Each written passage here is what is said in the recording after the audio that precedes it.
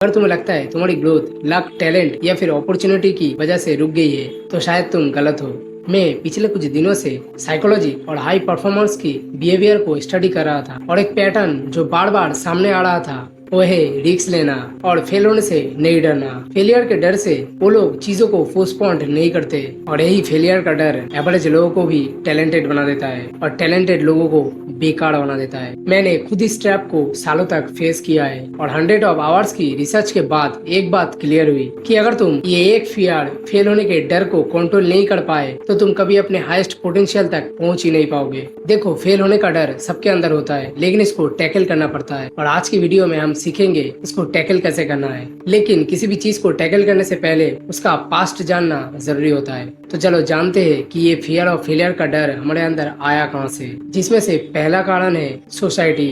देखो, हमें स्कूल में सिखाया गया अगर हमने आंसर गलत लिखा तो हम फेल हो गए। सोसाइटी ने हमें सिखाया अगर हमने किसी चीज पे काम करा और उसका रिजल्ट नहीं आया तो हम फेल हो गए। लेकिन असल जिंदगी में फेलियर किसी चीज का आउटकम नहीं है बल्कि फेलियर एक फीडबैक लूप है सही आउटकम का, जिसको जान के हम उस चीज को सुधार सकते हैं। दूसरा कारण फियर ऑफ फेलियर की एक्चुअल साइकोलॉजी। हम लोग सोचते हैं फियर ऑफ फेलियर का डर एक्चुअल फेलियर से है लेकिन असल में ऐसा नहीं है, बल्कि फियर ऑफ फेलियर का डर शेमफुल होने से है, लोगों के तानों से है। एक्चुअली हम फेल होने से नहीं डरते, हम डरते अगर मैं फेल हुआ तो लोग क्या कहेंगे, लोगों के ताने सुनना पड़ेगा, लोग जज करेंगे, शर्मिंदगी होगी।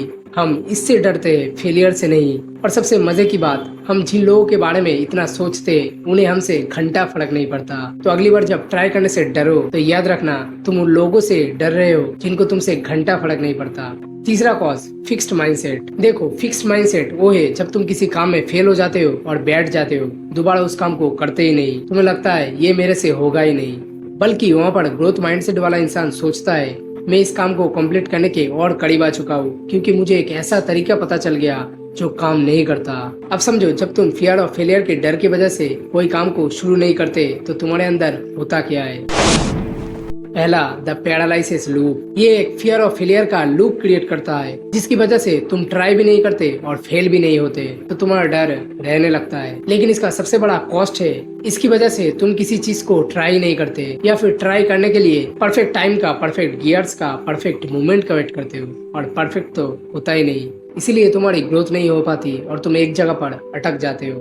दूसरा नुकसान, द आइडेंटिटी थ्रेट। बहुत लोग अपनी सेल्फ वर्थ को सक्सेस या फेलियर से तोलते हैं, लेकिन जब तुम फेलियर के डर से कोई एक्शन ही नहीं लेते तब तुम खुद को फेलियर समझने लगते हो और दूसरों से कम समझने लगते हो और तुम्हारा कॉन्फिडेंस लेवल गिर जाता है। तीसरा नुकसान, द मिस्ड कंपाउंडिंग। देखो, कोई भी चीज हो, चाहे वो स्किल हो, कॉन्फिडेंस हो या फिर एक्सपीरियंस ही क्यों ना हो, सब कुछ समय के साथ बढ़ता जाता है। लेकिन अगर तुम फेलियर के डर से एक्शन ही नहीं लेते तब तुम इस कंपाउंडिंग के पावर को मिस कर देते हो, क्योंकि इंसान फेल होने से ही बेटर होता है। क्योंकि एक फेल्ड बिजनेस से सीखा हुआ लेसन ही तुम्हें अगला सफल बिजनेस बनाने में मदद करता है। देखो, फेलियर सक्सेस का ऑपोजिट पार्ट नहीं है, ये सक्सेस का ही एक पार्ट है। और मैं तो नहीं मानता कि कोई भी आदमी बिना फेलियर के सक्सेसफुल हो सकता है। फेलियर होने से तुम उस काम में इम्प्रूव करते हो और बेहतर बनते हो। और हर सक्सेसफुल इंसान के पीछे एक लंबी फेलियर्स की लिस्ट होती है। चाहे तुम जिसको भी आइडल मानते हो, बिल गेट्स, रतन टाटा या फिर मुकेश अंबानी, जिसको भी मानते हो, जाके एक बार देखो उनकी फेलियर की लिस्ट। तो भाई, तुम जिनको आइडल मानते हो वो भी फेल हुए थे, तो तुम क्यों फेल होने से डरते हो? क्या वो लोग आज सक्सेसफुल नहीं है? क्योंकि यह पर बात ये नहीं है कि वो लोग फेल हुए, बल्कि असल बात यह है कि उनके लिए फेलियर का डेफिनेशन अलग था, एक लेसन था, एक डायरेक्शनल चेंज था, रुक जाना नहीं। देखो, कंफर्ट जोन में रह के किसी को कामयाबी नहीं मिली, तो अगर ग्रोथ चाहते हो तो कंफर्ट जोन से निकलना ही होगा, क्योंकि ग्रोथ होती है प्रैक्टिस करने से, ट्राई करने से और फेल होने से। अब फेलियर को टैकल करने के लिए तुम इन 5 स्टेप का सहारा ले सकते हो।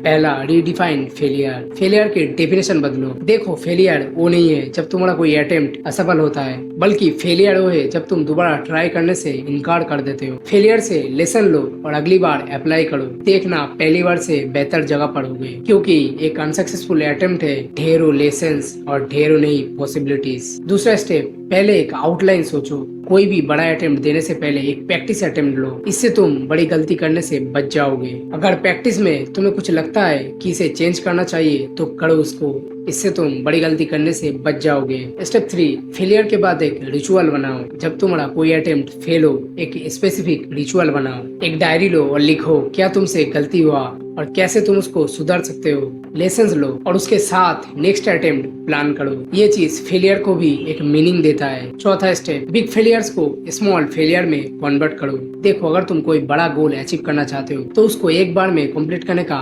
ख्याल मत रखो, क्योंकि अगर तुम उस गोल को अचीव करने में फेल हो गए तो तुम्हें बहुत दुख होगा। उससे बेहतर है तुम उस गोल को स्मॉल स्टेप में डिवाइड करो और एक एक करके प्रोसेस के साथ उस गोल को अचीव करो। इससे तुम्हारा काम भी होगा और अगर तुम किसी स्टेप में फेल हो गए तो तुम्हें ज्यादा फर्क भी नहीं पड़ेगा। स्टेप 5, आइडेंटिटी को एफर्ट के साथ टाई करो। अपनी आइडेंटिटी को थोड़ा चेंज करो। तुम वो नहीं हो जो फेल होने के बाद ट्राई नहीं करता। तुम वो हो जो हार नहीं मानता, जो हर फेलियर से कुछ न कुछ सीखता है, उसको सुधरता है और अगली बार दोबारा कोशिश करता है। इससे तुम्हारा फेलियर का डेफिनेशन बदल जाएगा और तुम फेलियर से डरना बंद करके उससे कुछ सीखने पे फोकस करोगे। देखो, ताकतवर और समझदार इंसान वो नहीं होता जो हारने के डर से खेलना बंद कर दे, बल्कि वो होता है जो हारने के बाद भी खड़ा रहता है, कोशिश करता है और उसको सफल करके दिखाता है।